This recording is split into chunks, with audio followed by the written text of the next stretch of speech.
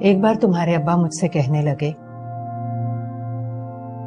بتاؤ تو انیسہ، سوچ کر بتاؤ کہ مرد شادی کیوں کرتا ہے؟ میں تو سچ مچ سوچ میں پڑ گئی۔ پھر بولے، مہینے بعد حساب کرو تو بیوی کا خرچہ مہینے کی 4 باہر والی عورتوں سے زیادہ ہوتا ہے، لیکن مرد پھر بھی شادی کرتا ہے۔ شادی پر لاکھوں کا خرچہ اور ہمت سے زیادہ بیوی کے ٹشن پورے کر کے دکھاتا ہے۔ اس کے لیے چھت ڈھونڈتا ہے، اس کے آرام کے لیے جتن کرتا ہے، دھوپ میں کڑتا ہے، محنت کی بھٹی میں جلتا ہے۔ کبھی ضرورت پڑے تو اس کے لیے کبھی اپنی انا بیچ دیتا ہے اور کبھی اپنی چمڑی بیچ دیتا ہے۔ پتہ ہے کیوں؟ تم پوچھو نا کیوں؟ کیوں؟ کیونکہ مرد کی یہ والی عادت خدا جیسی ہے۔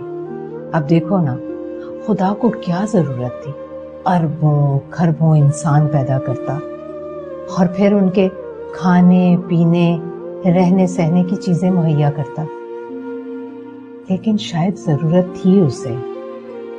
وہ چاہتا تھا کوئی مخلوق ایسی ہو جو پوجا کرے اس کی، جو سجدہ کرے اس کے نام پر، عقل ہو، دلیل ہو اس کے پاس،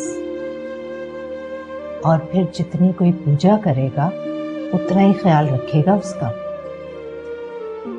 اور سب کچھ دے دینے کے بعد کہا کہ میں رحمان ہوں، رحیم ہوں، سب گناہ معاف کروں گا، لیکن شرک کبھی معاف نہیں کروں گا۔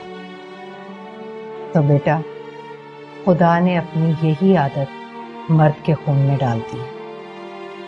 جس طرح اسے اپنی مخلوق سب سے زیادہ پیاری ہے نا، اسی طرح ہر اچھے مرد کو اپنی بیوی سب سے پیاری ہوتی ہے۔ وہ خدا نہیں ہے، لیکن خدا کی طرح اس کے لیے سب کچھ کرتا ہے یا پھر کرنے کی کوشش کرتا ہے، حتیٰ کہ اس کی غلطیوں اور کوتاہیوں پر رحمان اور رحیم بن جاتا ہے، لیکن اس کا شرک کبھی معاف نہیں کرتا۔ یہ سب مجھے کیوں بتا رہی ہیں آپ؟ مجھ میں اور تجھ میں بس یہی فرق ہے بیٹا۔ میں نے تمہارے ابا سے یہ نہیں پوچھا تھا کہ یہ مجھے کیوں بتا رہے ہو تم۔ خیر، عقل اور دلیل تو خدا نے تمہیں بھی دی ہے، تو بیٹھ کر سوچنا جب تمہارا سوچنے کو دل کرے۔